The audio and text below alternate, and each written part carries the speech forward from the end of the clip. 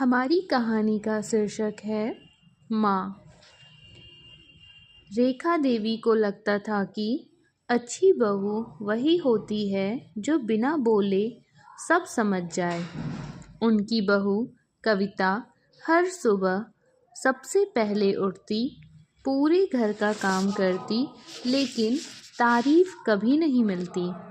एक दिन कविता ने गलती से नमक ज़्यादा डाल दिया। रेखा देवी गुस्से में बोली, मायके में यही सिखाया है। कविता चुप रही, लेकिन उस एक वाक्य ने उसका दिल तोड़ दिया। कुछ दिनों बाद कविता की माँ बीमार पड़ गई। कविता ने पहली बार हिम्मत करके कहा, माँ 2 दिन के लिए जाना है। रेखा देवी ने बिना कुछ सोचे कहा, घर कौन संभालेगा। उस रात कविता रोती रही और उसी रात रेखा देवी ने अपनी पुरानी डायरी खोली।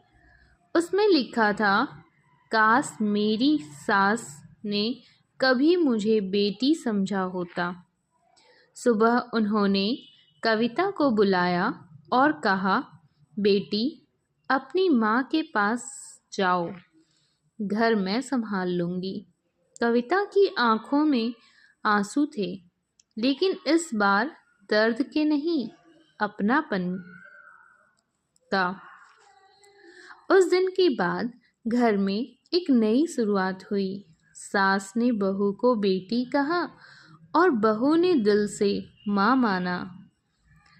इस कहानी से हमें सीख मिलती है, एक कड़वा शब्द रिश्ता तोड़ देता है, एक प्यार भरा शब्द जिंदगी बदल देता है।